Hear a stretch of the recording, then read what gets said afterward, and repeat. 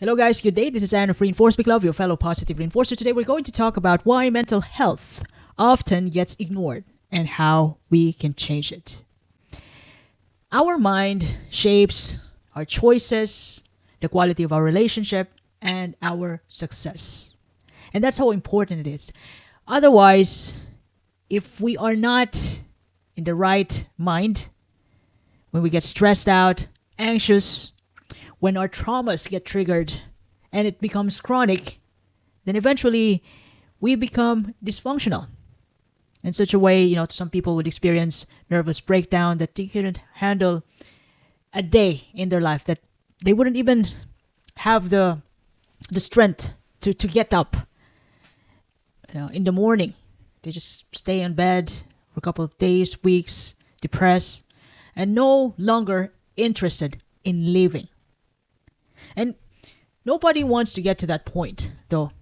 That is why, I want to bring this up to you, because self-care, which also involves care for our mental health, our mind, has been undervalued most of the time, every day, because we prioritize money, we prioritize career, we prioritize building wealth or other stuff, and our self will be the last one. Now I'm going to give you obvious reasons today why we just disregard our health, because we think that career, money, it's now or never. But be sure about that, though, because it's not easy to sacrifice our mental, our well-being in exchange to money, which can be found, which can be, we can always find money again. We can always save money, but once we have nervous breakdown, once we have trauma, once we become dysfunctional, we can't think of the right ways how to get our act together right there and then. It takes time.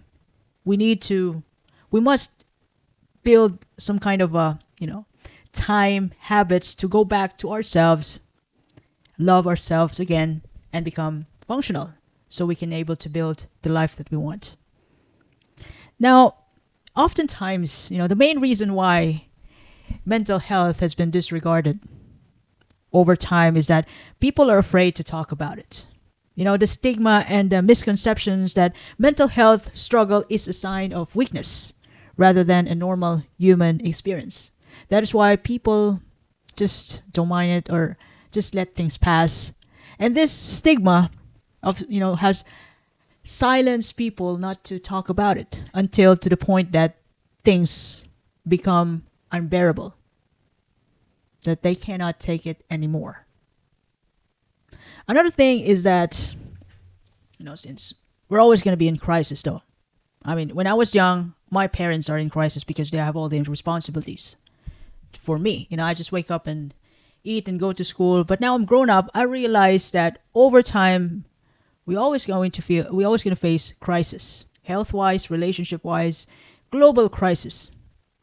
That sometimes we prioritize survival instead of really looking after our health. And we are now in the verge of hustle, culture of hustlers, wherein everybody seems to be too busy nowadays, that mental health becomes sacrifice for deadlines, money, and a physical appearance, that we're okay. Even though sometimes, to some people, they want to give up.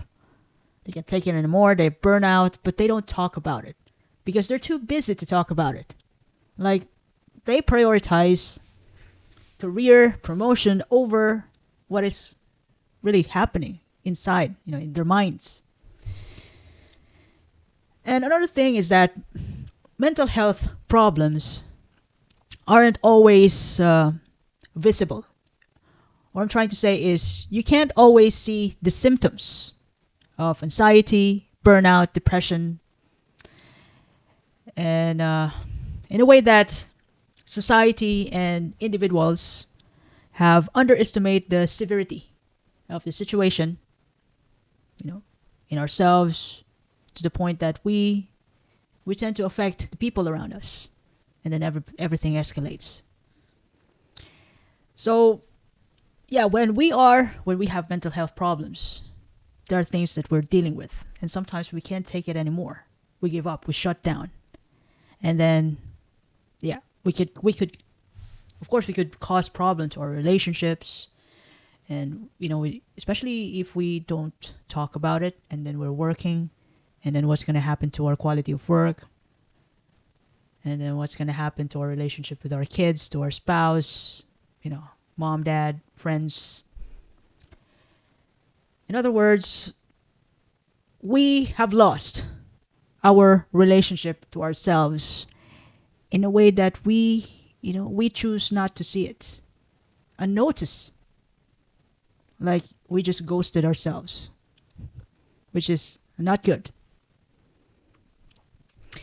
And this time, though, although there's a lot of services offer online, offline, still people have, although this is, the awareness is already there, people choose to know what is trending, to know the trend, the real social media, what's in, what's out. And that resulted to lack of awareness of the importance of looking after our minds. Many people simply don't have the language to describe how it feels like to be, to experience their trauma again because they've been triggered. People haven't got the language to express how it feels like to be, to be obsessively clean, obsessively things must be in order. Although they affect people around, but still we couldn't comprehend enough how in the world this person is very keen and obsessed about orders, cleanliness, if we're not aware about it. So in some point we still we still have the lack of awareness about the importance of mental health after all. Otherwise, if we do understand, we will always going to prioritize ourselves and understand, be kind to others.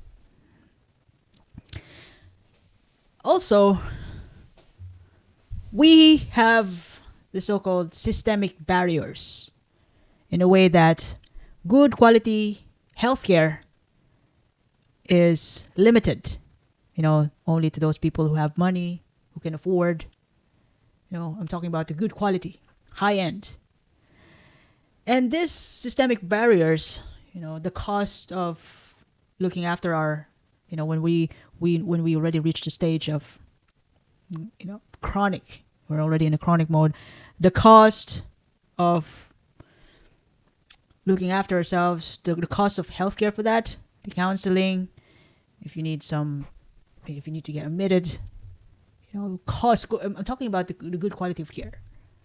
And if you don't have enough money, then in the Philippines we talk to our neighbors, we talk to our friends, our parents, we go to church, we talk to the priest. We have, in the Philippines, I would say that this is one great barrier in the system, looking after our mental health. We just learn to be resourceful because the cost, the resources, as well as the cultural barriers. We just, because we could hardly survive financially wise in the Philippines. We find a way to look after ourselves. But you see, if people, communities, society, even the rest of the country will prioritize mental health, they would build such institution which is open to everyone, with a good quality of care, counseling, anytime, anywhere, in all locations. With you can always reach out to them anytime. Like here in Ireland, there's a group of people who's looking after those clients who have a high tendency of committing suicide. So you can always call them anytime. Therapists. So it's easy to reach these people. But talking about how high quality care, you have to, the care that you like, the care that's, in your standards, appropriate, effective. At some point you have to pay for it. In a way that you can have options. What kind of care would you want to have? So, yeah, money wise, yeah, it's important to have resources, money, and wherever you can uh, get care anywhere you want when you have money. And those, even when you have like barriers, systemic barriers of mental health, well-being, careful well-being, like in our place in the Philippines, even those who actively choose to seek help may find it hard to reach the right centers who has budget and who'll be willing enough to help them. As I've said though, yeah, we just find ways. We have good people. We can even talk to our neighbors freely in the Philippines. We can talk about anything. But you have to be careful who you trust to. But I would say that, look, our neighbors are always open to whatever discussions, and they can even help you out in times of emergency. And yeah, we just form a good support there in my country. And we could go to church, talk to the priest, talk to nuns. We find ways to be resourceful, because we believe that mental health, when it's a problem, it's gonna cost us money. So we have to find ways to help ourselves out, which somehow in a way that is cost effective. Now, to be able for us to change the stigma that mental health is a sign of weakness, but it's actually a normal human experience, I'd say that to be able for us to change this thing that's going on now, I know it's easier said than done, but simply talk about our feelings, no matter what it is, what's inside our head. Normalize mental health conversation. I can talk anything with my friends. I actually have one friend whom I can talk about anything, who's always available. And the other one, yeah, when I need fun and I can talk about anything there where we're having fun. I only have few friends. But yeah, I make sure that I choose the real one. And I have my dad, have my relatives to talk about any stuff. So for me to be able to look after myself, and should I say in an economical way, I built a support for me, a trusted support. So I can talk about my feelings. I also have my besties at work. I have my bestie off work. So I can, live life in a natural, fun way. In times of stress, in times of happiness, when it's not busy, when it's toxic, I will always have a bestie in all aspects of life, in all those situations. I can have someone to talk to. I know not all people are like me, and I wouldn't say my way is the best way, it's a perfect way, but that's how it works for me at the moment. So yeah, that's why I'm eager enough to share this to you. And another thing is that, to be able for us to look after ourselves, we have to treat, self-love or self-care as a strength. Self-care means, it's exercise, proper diet, meditation, mindfulness, journaling. If therapist is available, not necessarily that you're, anxious, you're traumatic, you have mental health problems that you can go to therapists. If you have if you just want to talk about your day, then don't hesitate to see a therapist to talk about it. If you just feel like, when it's available. I mean, if I have enough money, if I have good money, I don't mind talking to therapists. If that will help me become a better person, why not? Not because I am well educated about mental health. I don't know about it. I just care about myself.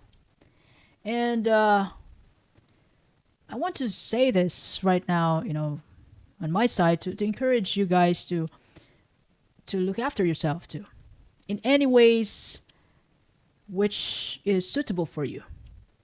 We can love ourselves in different ways. We can show love to ourselves in many different ways.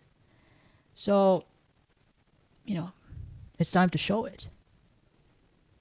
Nobody can, you can't expect people to take care of it, to take care of you all the time. Even though, you have your spouse, you have your boyfriend, they're not going to be available all the time.